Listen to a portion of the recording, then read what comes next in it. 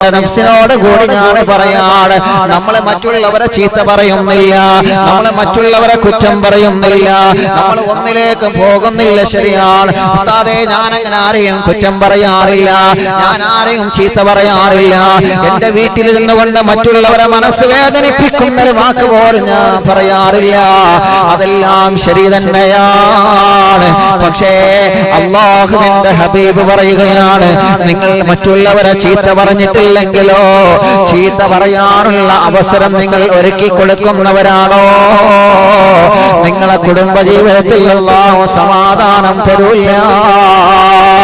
മാറണം മോനെ, മാറണം മോളെ, പുതിയ ജീവിതത്തിലേക്ക് അറിവിന്നിലാവിലൂടെ കടന്നു വാ ചെറുപ്പക്കാരാ.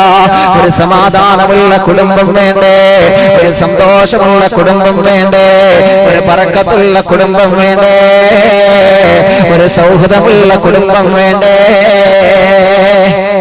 മറ്റുള്ളവരെ കുറ്റം പറയാനുള്ള അവസരം ഒരുക്കി കൊടുക്കരുത്. പ്രത്യേകിച്ച് വീട്ടിൽ കല്യാണങ്ങൾ വരുമ്പോ, സൽക്കാരങ്ങൾ വരുമ്പോ, പാർട്ടികൾ വരുമ്പോ, വിരുന്നുകാർ വരുമ്പോ മറ്റുള്ളവരെ ചീത്ത പറയാനുള്ള അവസരം നിങ്ങളായിട്ട് വീട്ടിൽ ഒരുക്കി കൊടുക്കരുതെന്ന് നബിയുനാ നബി മുഹമ്മദ് മുസ്തഫ സല്ലല്ലാഹു അലൈഹി വസല്ലം തങ്ങൾ പറയാണ്, നമ്മള് ആരെയും ചീത്ത പറയുന്നില്ല, സംഗതി ശരിയാണ്. അള്ളാഹുവിന്റെ ഹബീബിനോട് സ്വഹാബി പറഞ്ഞത്, നബിയെ എന്റെ ഭാര്യ 100% ശരിയാണ്, അപ്പോൾ ആരെയും ചീത്ത പറയുന്നില്ല. പിന്നെ എങ്ങനെയാണ് റസൂലേ കുടുംബത്തിലെ ജീവിതത്തിലെ സന്തോഷം നഷ്ടപ്പെടുന്നത്? അള്ളാഹുവിന്റെ ഹബീബ് പറഞ്ഞു, എന്ത് പറഞ്ഞിട്ടും കാര്യമില്ല, ഭാര്യന്റെ സ്വഭാവം കൊണ്ട് തന്നെ. ഏതാണ് ആ സ്വഭാവം? സംഗതി നിങ്ങൾ പറഞ്ഞതുപോലെ 100%. പക്ഷെ മറ്റുള്ളവരെ ചീത്ത പറയുമ്പോ അതിനിങ്ങനെ യെസ് വെച്ചു കൊടുക്കും. അല്ലാഹുവേ, ആ സ്വഭാവം മാറ്റണം. മറ്റുള്ളവരെ കുറ്റം പറയുമ്പോ ഓൻ അങ്ങനെയാ, ആ അടി അതങ്ങനെ തന്നെയാണ്, അവളങ്ങനെ തന്നെയാണ്, അങ്ങനെ യെസ് ഇട്ട് കൊടുക്കുക. ചില ആളുകളുണ്ടല്ലോ, പണ്ട് മറ്റോ പറഞ്ഞാലൊക്കെ അത് ജി പറഞ്ഞതാ ശരി, അതോ പറഞ്ഞതാ ശരി, അല്ലേ? അങ്ങനെ യെസ് ഇട്ട് കൊടുക്കുന്ന സ്വഭാവമുള്ള ആളുകളുണ്ട്. പാടില്ലാതെ അത് ജി പറഞ്ഞത് ശരിയാട്ടോ, മൂപ്പരടുത്ത് അങ്ങനത്തെ പ്രശ്നങ്ങളൊക്കെ ഉണ്ട് കേട്ടോ.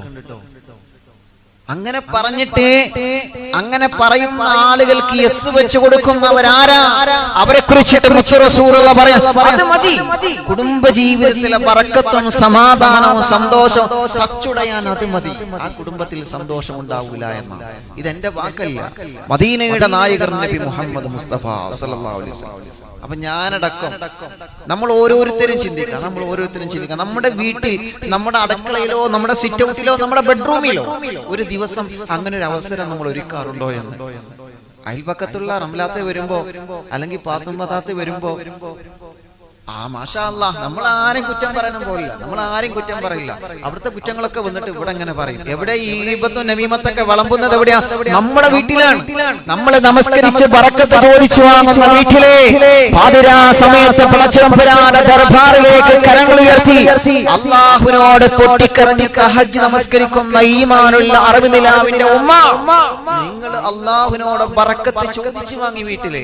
പക്ഷേ തഹജ്ജുദിന്റെ സമയത്ത് ചോദിച്ചു വാങ്ങിയ ബറക്കത്തിനെ അയൽപക്കത്തുള്ള ഏതെങ്കിലും പ്രിയപ്പെട്ട സഹോദരിമാർ, അതല്ലെങ്കിൽ കുടുംബത്തിൽപ്പെട്ട വേറെ ആരെങ്കിലും കയറി വന്നുകൊണ്ട് അസറിനോ ഒഴിവ് സമയത്തോ വന്നിട്ട് ആ ബറക്കത്തിനെ നഷ്ടപ്പെടുത്തുന്നത് നമ്മൾ ശ്രദ്ധിച്ചിട്ടില്ലെങ്കിൽ നമ്മുടെ കുടുംബത്തിലെ ബറക്കത്തും നഷ്ടപ്പെടും. ശ്രദ്ധിക്കണം നമ്മളെ എന്ന് പറഞ്ഞ അയൽവാസികൾ വരണ്ട എന്നല്ല, കുടുംബക്കാർ വരണ്ട എന്നല്ല, അത് വേണം. പക്ഷെ പലപ്പോഴും നമ്മൾ ശ്രദ്ധിക്കാതെ പോകുന്ന കാര്യമാണ്. 3 ആള് കൂടുമ്പോ നമ്മൾ ഇങ്ങനെ പറയാൻ തുടങ്ങും, അവന്റെ അവസ്ഥ എന്താ, അല്ല അവരപ്പോ കാണുന്നില്ലല്ലോ, അങ്ങനെ തുടങ്ങിക്കോളും. അങ്ങനെ വേച്ച് ഇങ്ങനെ തുടങ്ങിക്കോളും. ഉണ്ടാവാൻ പാടില്ല, ശ്രദ്ധിക്കാൻ വേണ്ടി പറയാം. അവസ്ഥതെ അത് ഉള്ളതല്ലേ പറയുന്നത്, ഉള്ളത് പറയുന്നോണ്ട് തെറ്റുണ്ടോ? നബി സല്ലല്ലാഹു അലൈഹി വസല്ലം തങ്ങൾ പറഞ്ഞത് ഉള്ളത് പറഞ്ഞാലും തെറ്റാണ്, അത് പറയലും തെറ്റാണ്, കേൾക്കലും തെറ്റാണ്. നബി മുഹമ്മദ് മുസ്തഫ സല്ലല്ലാഹു അലൈഹി വസല്ലമ തങ്ങൾ പറയുകയാണ്, അറിവിന്നിലാവ് കേൾക്കുന്ന മൊത്ത മുഅ്മിനീങ്ങളെ, ഒരാളെയും ഞാൻ കുറ്റപ്പെടുത്തുകയില്ല, ഒരാളെയും ഞാൻ കുറ്റപ്പെടുത്തി സംസാരിക്കുകയല്ല. ഉസ്താദ് ഞങ്ങളെ മാത്രം എന്താ ഇങ്ങനെ പറയുന്നേ എന്ന് തെറ്റിദ്ധരിക്കല്ലേ. സല്ലല്ലാഹു അലൈഹി വസല്ലമ തങ്ങൾ പറഞ്ഞ ഉപദേശമാണ് എന്റെ പ്രിയപ്പെട്ടവർക്ക് ഞാൻ പറഞ്ഞു തരുന്നത്. ആരംഭ റസൂൽ സല്ലല്ലാഹു അലൈഹി വസല്ലമ തങ്ങൾ പറയുകയാണ്, അൻതഹ്ഫള അനിൽ ഗൈബാ, ഗൈബത്ത് കേൾക്കുന്നതിനെ കുറിച്ച് നിങ്ങൾ ശ്രദ്ധിക്കണേ. ഗൈബത്ത് കേൾക്കാനുള്ള അവസരമുള്ള വീടായി നിങ്ങളെ വീട് മാറരുത്. ഗൈബത്ത് പറയാനും ഗൈബത്ത് കേൾക്കാനുമുള്ള അവസരമുള്ള വീടായിട്ട് നമ്മുടെ വീട് മാറരുത് എന്നാണ് കുടുംബത്തിൽ സമാധാനം ആഗ്രഹിക്കുന്ന ചെറുപ്പക്കാരാ, കുടുംബത്തിൽ സമാധാനം ആഗ്രഹിക്കുന്ന ഈമാനുള്ള പെങ്ങളെ, കുടുംബജീവിതത്തിലുള്ള സന്തോഷവും സമാധാനം ആഗ്രഹിക്കുന്ന പ്രിയപ്പെട്ട ചെറുപ്പക്കാരാ, അല്ലാഹുവിന്റെ പ്രവാചകർ സല്ലല്ലാഹു അലൈഹി വസല്ലമ തങ്ങൾ പറയുകയാണ്, ഒരിക്കലും നിങ്ങൾ ഗൈബത്ത് പറയുന്നവരിൽ പെട്ടിട്ടില്ലെങ്കിലും ഗൈബത്ത് കേൾക്കുന്ന പട്ടികയിലും നിങ്ങൾ പെടാൻ പാടില്ല സ്വഹാബാ.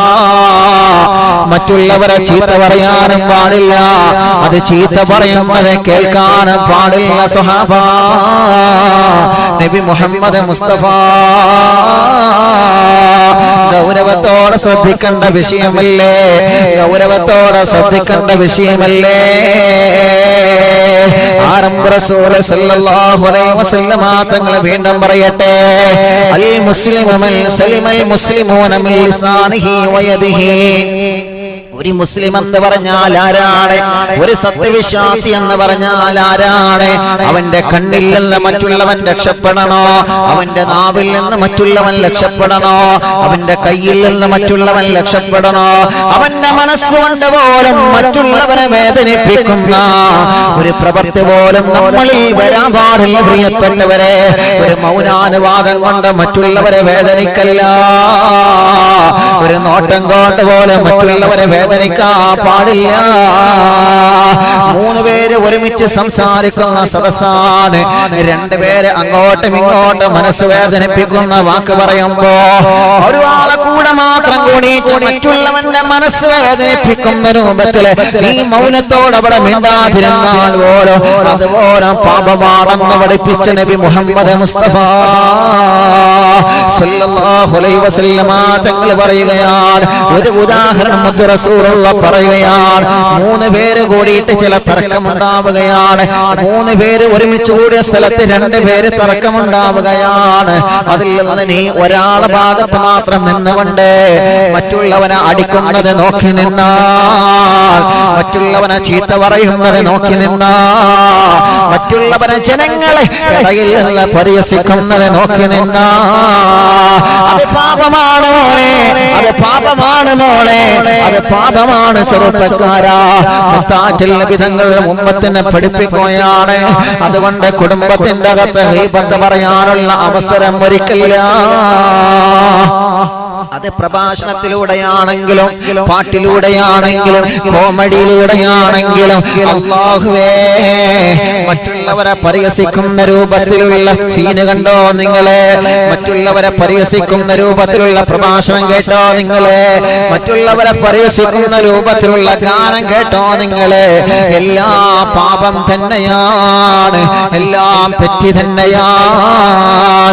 തഹജ്ജുദ് നമസ്കരിക്കുന്ന ഭവനത്തിന്റെ അകത്ത് ഇബ്ലീസിനെ കൊണ്ടുവരാൻ പാടില്ല. നമ്മള് ജമാഅത്തായി നമസ്കരിച്ചുകൊണ്ട് അല്ലാഹുവിനോട് ബറക്കത്ത് ചോദിച്ചു വാങ്ങുന്ന അറിയും നിലാവില്ല കുടുംബങ്ങളെ, ഉമ്മയും ബാപ്പയും മക്കളും മരുമക്കളൊക്കെ ഒരുമിച്ചിരുന്ന മൊബൈലിന്റെ ടാബ്ലറ്റിന്റെ ടിവിയുടെ ലാപ്ടോപ്പിന്റെ മുന്നിലുള്ള അല്ലാഹുവേ സദസ്സിലെ വെള്ളവും ഭക്ഷണവും അരിയും തേനും നൂലുമായി വെച്ചുകൊണ്ട് ബറക്കത്ത് ആഗ്രഹിച്ചുകൊണ്ട് ആമീൻ പറയുന്ന അറിവിൻ നിലാവില്ല കുടുംബങ്ങളെ, മാറ്റി നിർത്തണം നമ്മള്.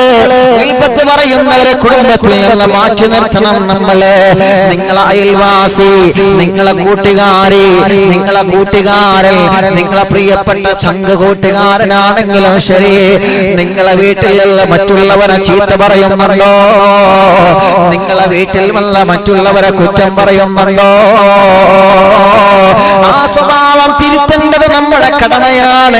അത് പറയാ പാടില്ല മോനെ എന്ന് പറയേണ്ടത് നമ്മുടെ കടമയാണ്. അങ്ങനെ തിരുത്തേണ്ടിടത്തെ തിരുത്തിയിട്ടില്ല എന്നുണ്ടെങ്കിൽ, പറയേണ്ടിടത്തെ പറഞ്ഞിട്ടില്ല എന്നുണ്ടെങ്കിൽ, അവനെ പോലെ നിങ്ങളും കുറ്റവാളി തന്നെ, അവനെ പോലെ നിങ്ങളും കുറ്റവാളി തന്നെ.